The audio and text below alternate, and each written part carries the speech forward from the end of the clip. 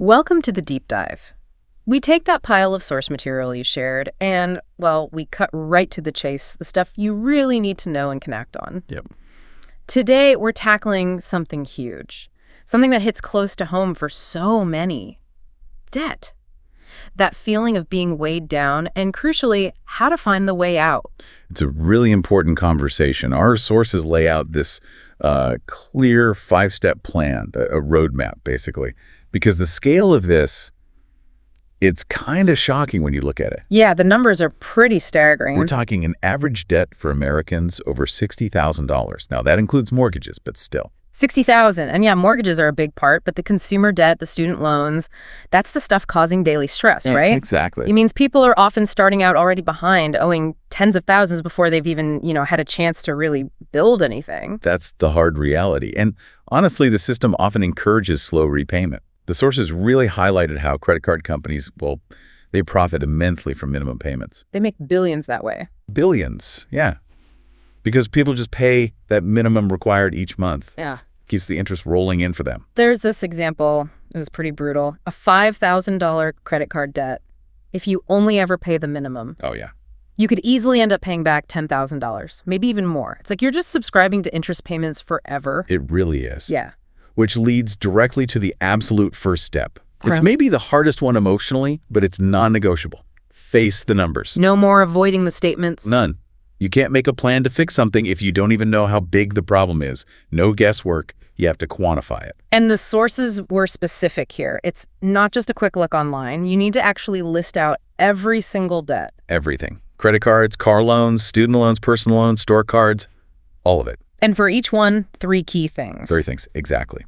You need a current balance, what you owe right now, the interest rate, the APR, and the minimum payment required. Okay. Write it all down.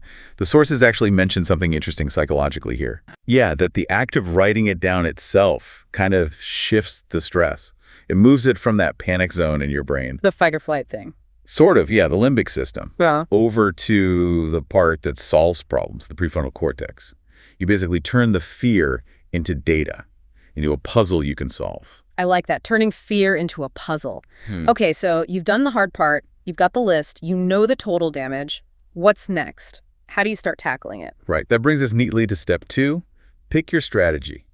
And this is where personality really comes into play. Because there are different ways to approach it. 2 main popular methods. Both work. Mathematically, they both get you there, but they suit different people. Oh. One's about motivation. The other is purely about saving the most money. Okay, let's break those down. What's the first one? The motivational one. That's the debt snowball. You probably know it. Dave Ramsey made it famous. Right. Smallest debt first. Exactly. You list all your debts, smallest balance to largest. You pay the minimum on everything except the smallest one. And you throw every extra cent you have at that smallest one.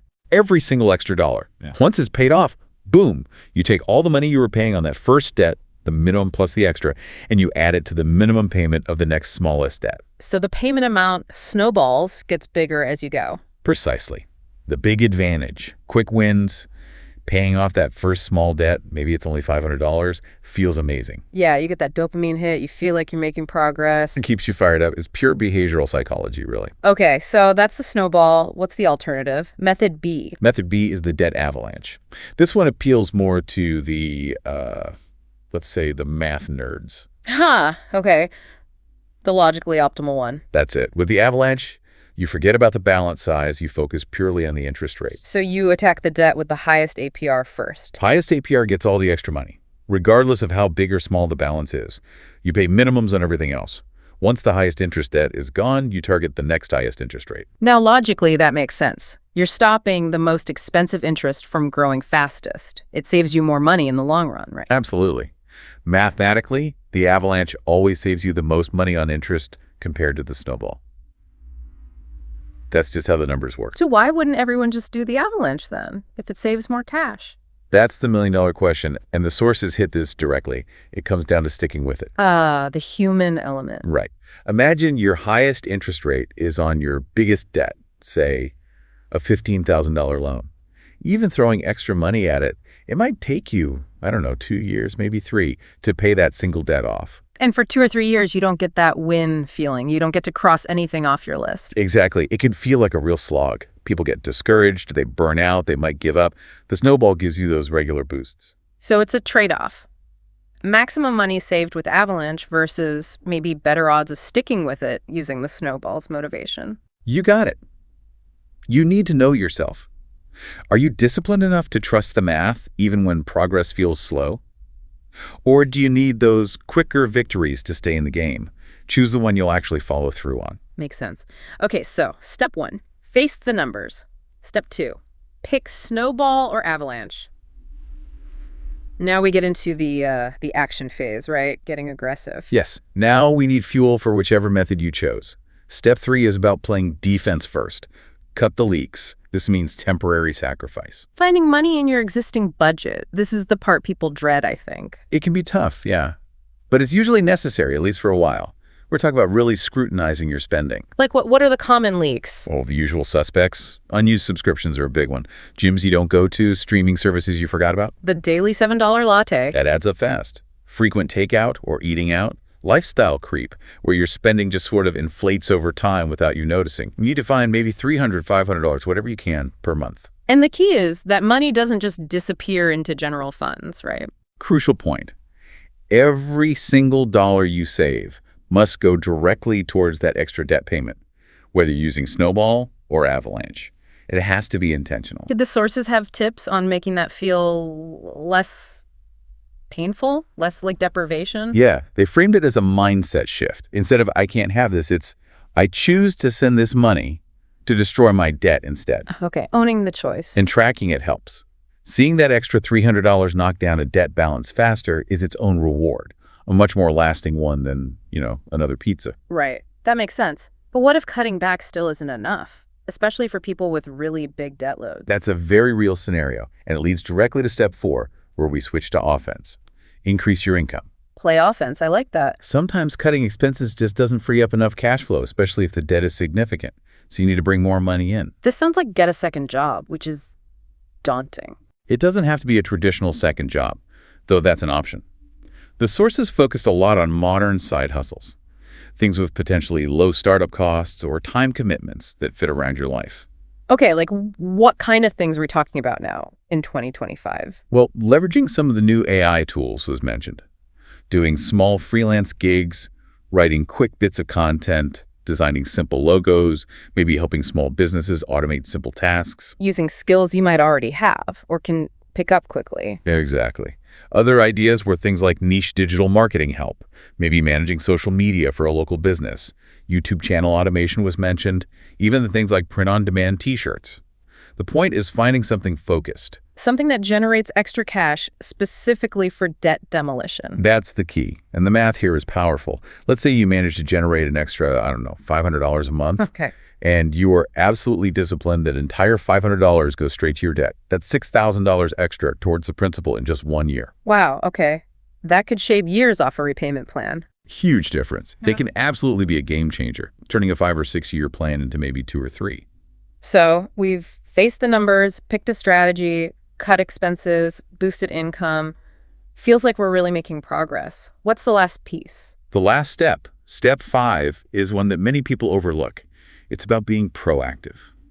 Negotiate and refinance. Meaning, don't just accept the terms you currently have. Never just accept them, especially with credit cards. If you have high-interest card debt, you should absolutely call the lender. Just call them up and ask for a lower rate. Yep, especially if you've been a decent customer.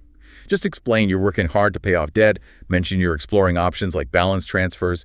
You'd be surprised how often they'll lower your rate by a few percentage points just to keep you. Worth a phone call for sure. What about other types of debt? Student loans, you might be able to refinance to a lower rate, especially if your credit score has improved since you took them out. Same for other loans.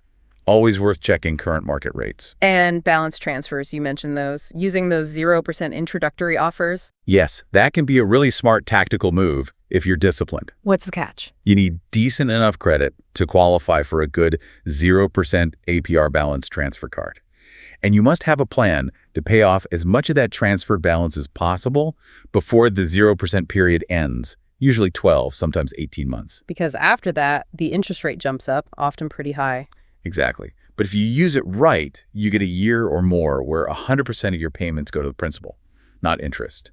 It's like hitting pause on the interest clock. Huge leverage. Okay, so steps 3, 4, and 5, cutting, earning, optimizing, they all work together to accelerate things. Massively. Let's revisit that $10,000 credit card example. 20% interest, $250 minimum payment. Right. Paying just the minimum takes over 5 years, costs almost $6,000 extra in interest. Ouch. Painful.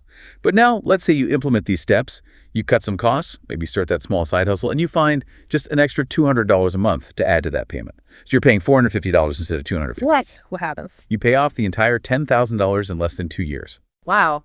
Less than 2 years instead of over 5. And you save thousands of dollars in interest. Thousands. Plus, you get back 3 years of your life not being burdened by that specific debt. When you put it like that, the time and the mental energy saved seem almost as valuable as the money. I think they often are. The sources really stressed the psychological cost of debt, the constant worry, the anxiety, avoiding calls, the impact on your health. It's heavy weight. It truly is. And conversely, the feeling of becoming debt-free. It's not just about the numbers balancing.